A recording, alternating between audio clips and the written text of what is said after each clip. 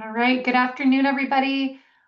We just started the webinar, so we're going to give everyone a couple minutes to get admitted, and then we will get started here. Thank you so much for joining us this afternoon or morning, depending on where you're joining from.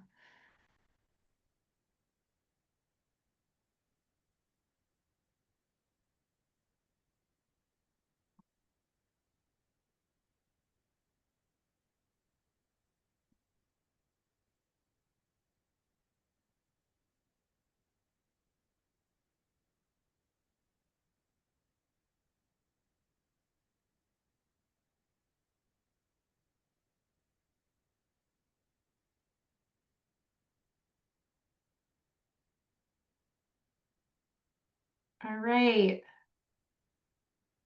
Chief Jules, do you want to get started here? I do.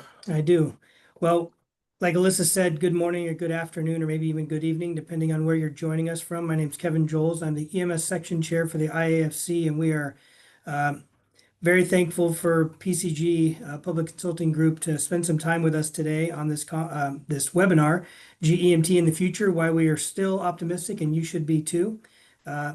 Should be a great conversation. So we will get moving on with a few of the housekeeping items.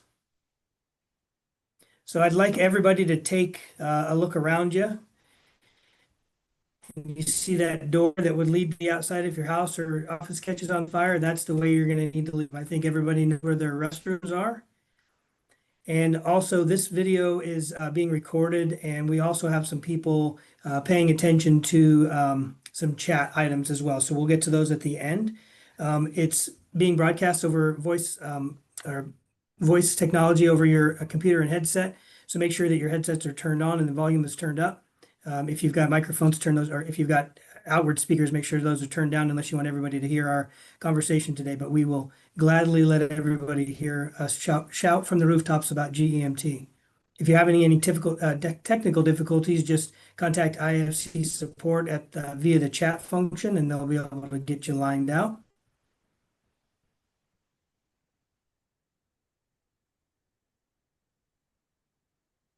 And like I said, use the chat function, or QA and handouts will be distributed if we have any materials. I actually forgot to ask if we have any materials, but if we have any materials, those will be disseminated correctly. And then if you have any questions, just please use the chat function and we'll get those disseminated to the right folks, or we'll answer them at the end.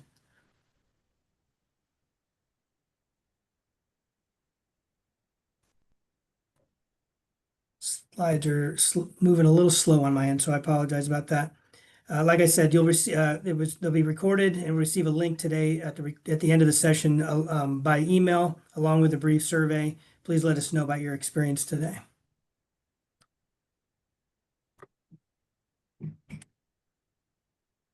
All right. Well, like I said, we've got Alyssa Nerode and Garrett Abramson today with us from PCG, and I will let them take it away. But we appreciate them both for being here and spreading some a little bit extra word and still being optimistic. I appreciate that somebody is, especially being from the state of Kansas. So please talk us into it. Go ahead, Alyssa and Garrett. Thank you for being here. Absolutely, yeah. Thank you so much, Chief, for that introduction. And yeah, as the name implies, we are still optimistic about GEMT, and depending on where you're coming from, that we're going to use GEMT sort of interchangeably with ambulance supplemental payment program. So I know some places it's a key EMT, it may be an ES. Broadly, what we're talking about are Medicaid supplemental payment programs for ambulance services. So we'll probably use that GEMT term, which is pretty widely used in the industry. We'll wrap up some quick introductions before diving into what the OBBBA really has two major components: provider taxes and state-directed payments that could impact a state ambulance GEMT program. Again, GEMT programs come in a variety of different forms. So as we're going through this, depending on the state, these may or may not have an impact. We'll also hit on the Rural Health Transformation Program, which was a part of that OBBBA, before sort of what's next and answering any questions as we close out. So, introductions. We are excited to be partnered with the IAFC. We have 40 years, nearly 40 years of Medicaid experience, and specifically with CMS programs and supplemental programs. We've been doing this in the EMS space for the last 20 years. And work with over 500 providers around the country to challenge inadequate Medicaid and Medicare reimbursement for those entities. So who we are, my name is Garrett Abrahamson. I'm joined by Alyssa Narode. We have been, like I said, involved in this space for the last 20 years. Each of us has been there for 10 years with PCG doing this. So very excited to, again, share our optimism around GEMT, but also where there are some questions and some open items and things to be cautious about as we move forward. So an overview of the OBBBA, its relevance to all of you as EMS providers. So take-home message, things we want you to learn today and make sure sort of stick with you. Provider tax assessments, one form of a GEMT program, are going to be reduced starting in 2028 with a phase down over 5 years. It's important to note, and we'll emphasize this a couple times, provider tax assessments are not unique to GEMT or to the EMS community. In fact, by and large, are the largest provider tax entities with billions of dollars flowing through that, through hospital provider taxes. In addition, state-directed payments, again, another form of a GEMT program, will have a cap, again, beginning in 2028. So several years to plan. That cap, or in the Medicaid world, an upper payment limit, is going to be defined as 110% of Medicare rates for those non-expansion states, so states that did not expand Medicaid. And for the states that did expand Medicaid, that cap is 100% or the Medicare rates. So in looking at what that is, could change depending on how your GEMT program is set up in the state. We're continuing to monitor guidance from CMS, right? Once the law is passed, CMS, as the regulatory agency, needs to promulgate rules around how that law will be implemented. So continuing to identify whether or not emergency medical services are included or excluded in that definition in the law, and sort of what that will look like in practice, not just theory.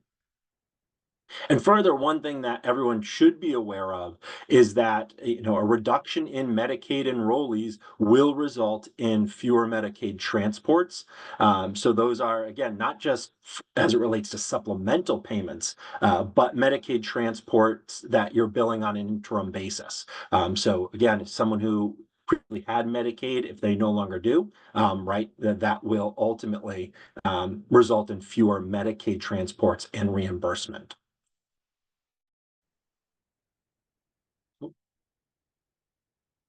So, introduction to the OBBBA. Slide double shot there. I'll go back one. I'm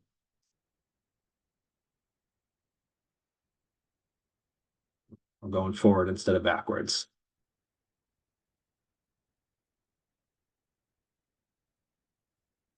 There we go. And one more. Apologies for that. Great. So the one big beautiful bill, the OBBBA, or HR1, depending on how you refer to it, was passed in July of 2025. Right, the aim, and one of the big elements to that, is an impact on Medicaid, and by extension, the supplemental reimbursements around that. This obviously is a concern for the EMS community, and we've talked to a lot of you who have raised those questions, raised those concerns about how this will affect Medicaid and supplemental reimbursements. And like I said, continuing to monitor for pending guidance from CMS. So in terms of what that means, right, the OBBBA was a large bill that had 21 sections within Title VII. So Title VII of the bill had 21 sections that focused in on Medicaid provisions. The two of those sections that we're going to really focus in on today provider taxes and state-directed payments, and what that means and how that affects supplemental EMS funding. Again, there is not specific mention in the bill about GEMT, ASPP, PMT. It's the funding mechanisms behind those that are mentioned in the bill that aren't specific to EMS, are a part of those GEMT programs. Area that wasn't mentioned specifically are the fee-for-service. So states that still operate fee-for-service certified public programs, that is not expressly mentioned in the bill. So again, that flavor of GEMT is not mentioned in the bill or impact wrap up today.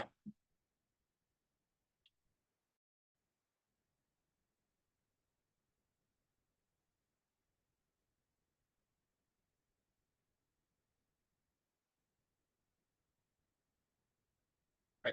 So first, the provider taxes, sort of the changes and implications of that on GEMT. So first and foremost, that safe harbor cap and phase down. So this is one of the areas that when we talk about impacts to provider taxes, this is one that truly will impact states that have provider taxes based on what that basic highest limit, that safe harbor is for the program. So over the course of 5 years, again, starting in 2028, that safe harbor percentage is going to go down from a max of 6% of revenues to 3.5%. So a 0.5% over 5 years. Many states, we're talking to some folks this morning, are below that already. Some states are at 1%. Some states are at 4.5% for their provider tax. So depending on where a state falls, there's going to be a depending on how high that is set today. In addition, by way of exemption, nursing homes are exempted from that. But across the healthcare landscape and all provider groups, it's estimated that this ratcheting down of the safe harbor cap will save $1 billion over the course of a decade. And about $20 million was appropriated for CMS to implement this over that decade.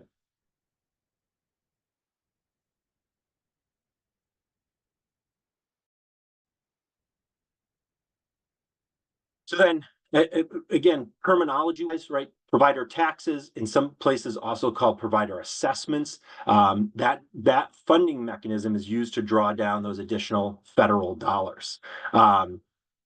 One thing to note as you're looking at your GEMT program, or in states that don't yet have one and looking at different options, public providers have multiple financing options when it comes to supplemental payments, and in this case, GEMT. I previously mentioned certified public expenditures. That's where a subdivision of the state is certifying that they have expended funds on the Medicaid program.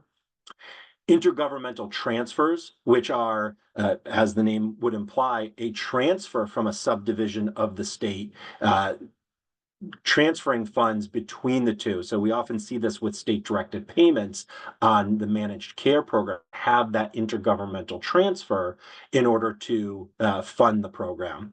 And then provider taxes, which is what we're primarily talking about here. So public providers can utilize all three of those, right? Certified public expenditures and intergovernmental transfers are unique to public providers and the financing options of the Medicaid program. Private EMS providers are limited to that provider tax use. And that's why in a lot of states, you'll see provider taxes that incorporate just private entities, while other states have it as a public and private provider tax or provider assessment as their GEMT program.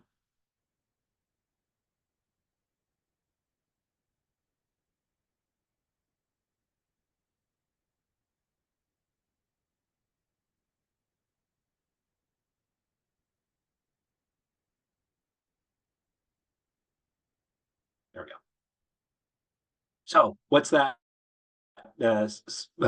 safe harbor reduction, right? That ultimately reduces the available funds within the Medicaid expansion states, right? Because if that cap of what can be taxed comes down, then the ability to draw down additional federal funds is also going to come down, right? That starts in 2028, ratcheting down to 2032. So over the course of 5 years, ratcheting down at a 0.5 percentage point per year.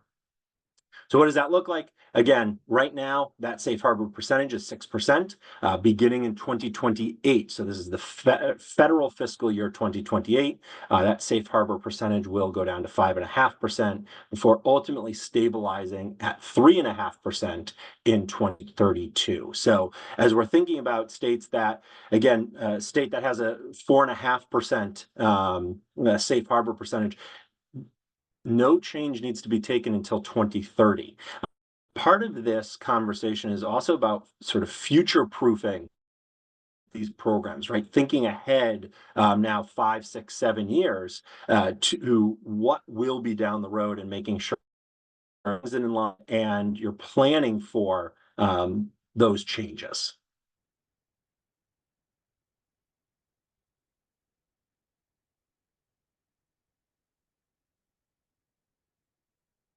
Right.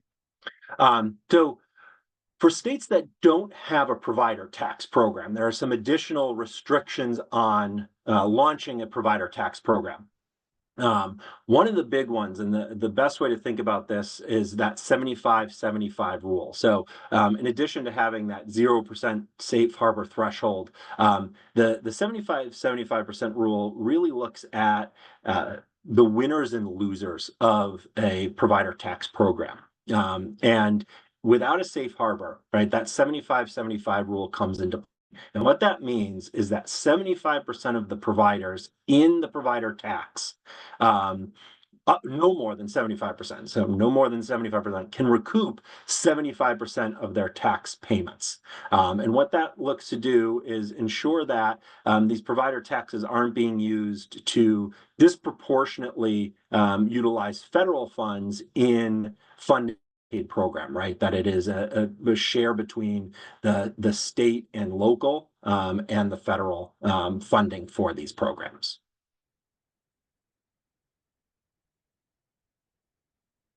For non-expansion states, they're going to retain those existing safe harbor percentages and ultimately remain unchanged for those applicable provider classes. So before we dive over to Alyssa and state-directed payments, I did see a question come through about what is the best way to find out if each state is set up with provider taxes, CPE, IGT, SDP? Teresa, a great question. There isn't sort of a one-stop shop for all that outside of sort of what we could provide you on that. So there's not like a website to go to that's going to list all that out. But if you have questions about your state, Alyssa or I would be happy to answer that and share our knowledge across the country on whatever state or states you're asking about. Awesome. Thanks, Garrett. All right, so we're going to dive into the state-directed payment guidance that came out with the Big Beautiful Bill or HR 1, and then get into the rural health transformation program as well.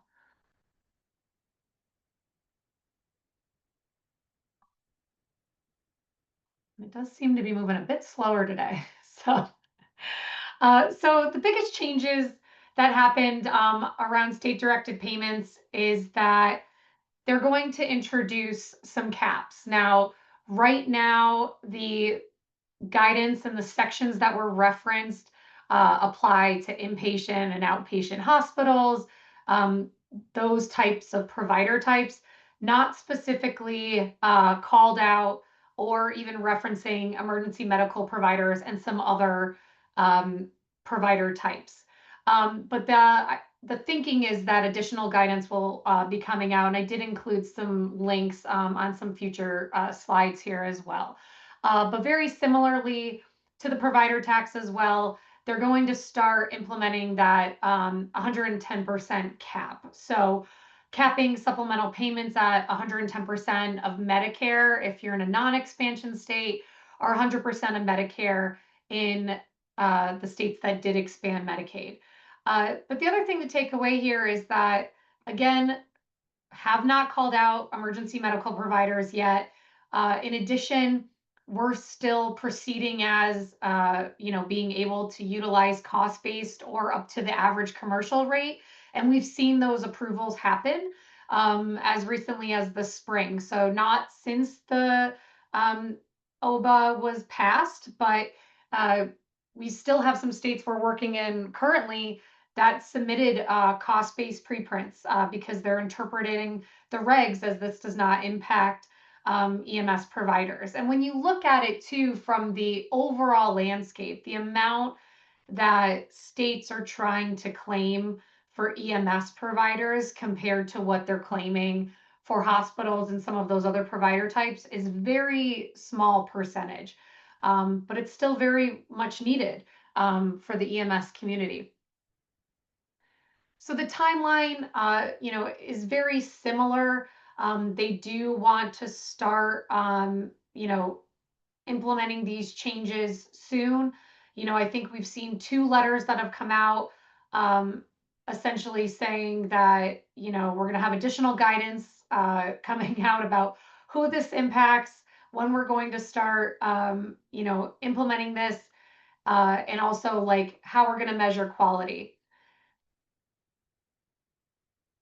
And so, again, I know I started to jump ahead here, but the provider types are academic medical centers, hospital services. So that's a lot of inpatient and outpatient facilities. And, that was the reason we really want to make sure that people understand that states are still pursuing these programs. They are submitting the renewals. The renewals are getting approved, as well as we've had a couple new states like Kentucky submit for a new preprint state-directed payment program for EMS providers specifically. I included the links here, and I know this is going to get shared out with you all after the presentation today, but they did clarify that they might include additional provider types. They haven't stated which ones yet. I included that letter here. The other thing that they put out, though, was an informational bulletin around quality measures. So biggest thing with state-directed payments is that they have to be tied to quality. And so each state on an annual basis has to submit quality measures. I don't think that any of the states that we're involved with or any of the state-directed payments for EMS providers as they exist would fall under being out of compliance with reviewing quality measures. We're making sure that we are reviewing those on an annual basis, making sure that the EMS Bureau and the Departments of Health and Medicaid are looking at those quality metrics as well. Most of our states are also using a lot of quality measures that are aligned with NEMSQA, so looking at their quality measures.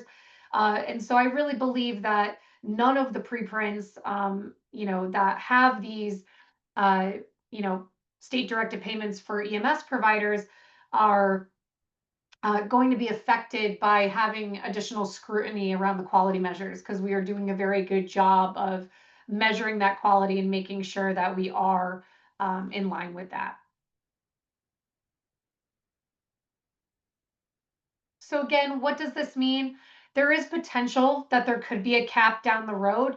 Again, I think the biggest thing that we're trying to, stay optimistic about is that it doesn't affect EMS providers yet. I think Garrett started to allude to this as well. Nothing in the big beautiful bill also called out existing programs under a state plan amendment. So in those states where you are claiming fee-for-service dollars with a cost report, there is no impact to those programs, which is a good thing. It's also very difficult for CMS to come in and ask for a state plan amendment change.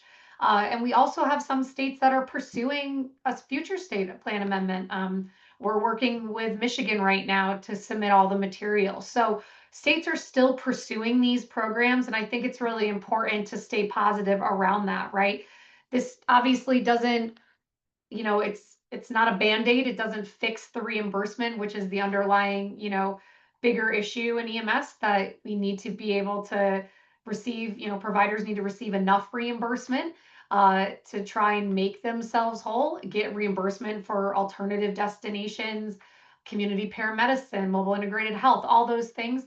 But if you're in a program that has an existing GEMT, ASPP, PEMT, ESPP program, we do not believe that those are under, additional scrutiny right now, which is great.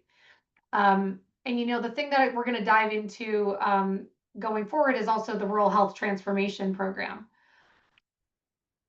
So wanted to make you all aware of this, and I think a lot of you are involved, hopefully, in your state application process. PCG is working with a couple states to implement or submit their applications, but EMS has an important role with these funds that are available, right? So there were kind of five core things that the Rural Health Transformation, or RHTP as I keep calling it, are trying to get at, right? Making rural health healthy again. So supporting those rural health innovations, and how are you going to do that, right? Having access to sustainable care, developing the rural workforce, coming up with innovative ideas and innovative technologies to help move rural health along. And the thing for people that might not be aware, and I know there's been a lot of webinars that have been going on, put on by a lot of our industry partners, is it's $50 billion allocated over the next 5 years, right? So if you're breaking that down, it's $5 billion annually to states. That equates to $100 million per state, as long as their applications are approved, and then another $5 billion annually that'll get allocated based on kind of this funding application. And I pulled all of these from the CMS website. But the notice of funding offer opportunities did come out. And I think it's really important to highlight that part of the application is specific to EMS. So, and there's a lot of words on here, so I'm not gonna read all of it. But right, rural health and rural EMS, right, plays a huge important role into ensuring that people are getting the right care at the right time. Hopefully, not transporting patients to the ERs if it's not necessary. So how can we start to really move the needle on these alternative care models? Treat in place, community paramedicine, mobile integrated health. Is there technology that EMS can bring to the table? And so we know that EMS is being looked at, included in a lot of these applications. And I think this is, a very big call, to the EMS providers, that if you haven't submitted, an RFI. I know most states came out with some type of request for information from providers about what they should look at. If you don't have a seat at the table, with your rural health agency or Department of Health, Medicaid, definitely reach out to them. Because, I think we're seeing, at least from the applications that we're involved in and with the, state associations that we have partnerships with, EMS is being included. And so this really has an opportunity to transform and hopefully get some additional reimbursement for things that we haven't seen reimbursed for in the past. And so timeline is coming up. I think the applications are actually now due November 5th. So there's only a couple weeks left for states to get their applications in. And then from there, CMS is going to make award decisions no later than December 31st. And then they will start releasing the dollars. And, there's going to be a lot of monitoring. How are you measuring the payment distributions? How are you measuring the quality and the programs that you're implementing? And then it's going to be going forward on an onward basis. So, but this is an opportunity. So if you have any questions about, what your specific state might be doing or how to get involved, I think we can definitely, direct you to the right people within your state. And so I think what we wanted to kind of end with here before we jump into questions is what's next. And I think the biggest thing I want to point out here is that, you know, there are states still pursuing programs for supplemental reimbursement, whether that's through state directed payments, provider tax or assessments, whether it's, you know, going through the state plan amendment. You know, PCG is actively involved in many of the states that are still pending or pursuing programs. And I think there is still a lot of opportunity here.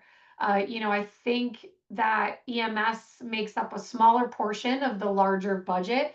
But I also think that with some of these programs, we have you know, the opportunity to improve quality within our states.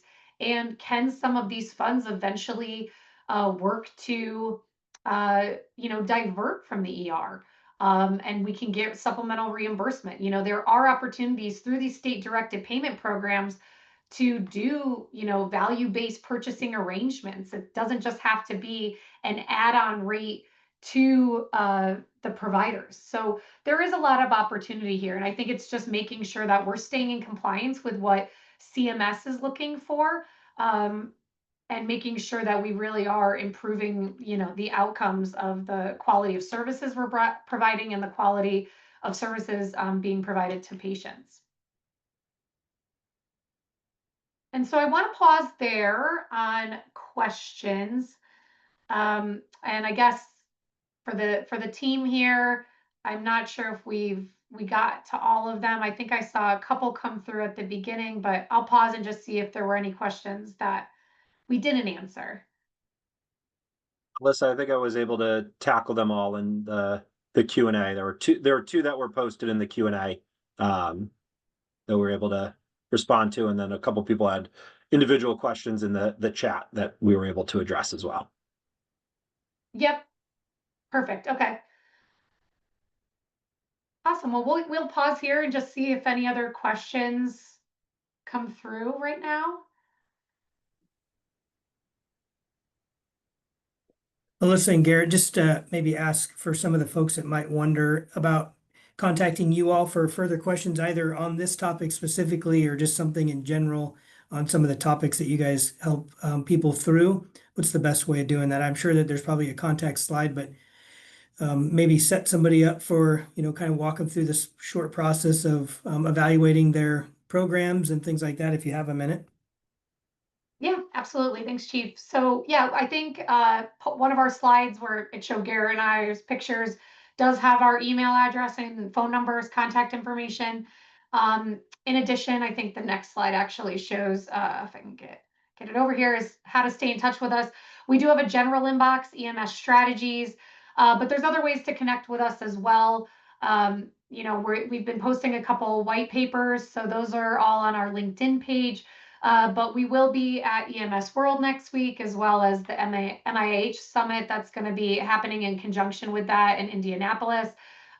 We'll be also at the Florida Fire Chiefs Association Safety and Health Conference next week in Florida. And then I think one of our last kind of conferences or ways to find us will be in Iowa at their annual conference in Des Moines. But you know, there's always ways to connect with us, whether it's in person or over the phone. So yeah, definitely reach out to us. You know, I think the biggest thing we've seen when you're not sure and you might be in a state that doesn't have a program or you're not sure what's available, reach out to us. We'd be happy to set up a call and, you know, kind of give you the landscape. And also, you know, because we're working in so many states and developing so many programs, you know, I think we, you know, also can really help you on what the best path forward is, you know, in getting involved and potentially approaching your state with one of these programs.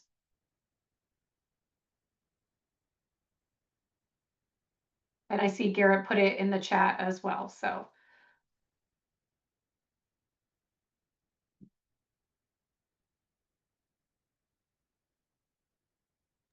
And I guess while we're waiting just to see if any more questions come through, and then I'll give it back over to you, Chief Jules, is, you know, our next white paper is we actually surveyed all of the providers that we work with. So all 550 providers that we work with, asking them how they utilize their funds, because I think the funds go to use in a variety of different ways. And so we're going to be publishing our next white paper on how those payments get used across the country and how your peers are utilizing those. So we're excited to get that white paper out this fall. So be on the lookout for that. And I think from there, I'll kick it back over to you, Chief Joels. Looks like we may have a couple of questions. If a state sure. has a GEMT program for FFS, are they able to implement one for MCO Medicaid? Did we already answer that? Or if we did, I apologize. I'm not sure if Garrett answered it, but They just came in, so you can Oh, okay. verbally, and I'll tackle it in written form, Alyssa. Sure, yeah. So question is yes. So the fee for service is specifically for Medicaid fee for service, and then the MCO is for specifically for Medicaid MCO. So in states like Oklahoma, Florida, Missouri are the three that are jumping out to me at the top of my head here. They all have both programs because it's a different reimbursement mechanism because of the ways the Medicaid works. But yes, states can implement both. States also that have like a provider assessment on both public and privates can also implement an additional state directed payment for the public. So in Kentucky, that was one of the states where they do have a current provider assessment for publics and privates. So they're all participating. And we just submitted the preprint back in August for the state directed payments specifically for the public providers on that side. So there are ways to do both. And it looks like we have one more. I believe it's, do we know, let's see, do we know? Do we know if all of the California GEMT cost reports were audited?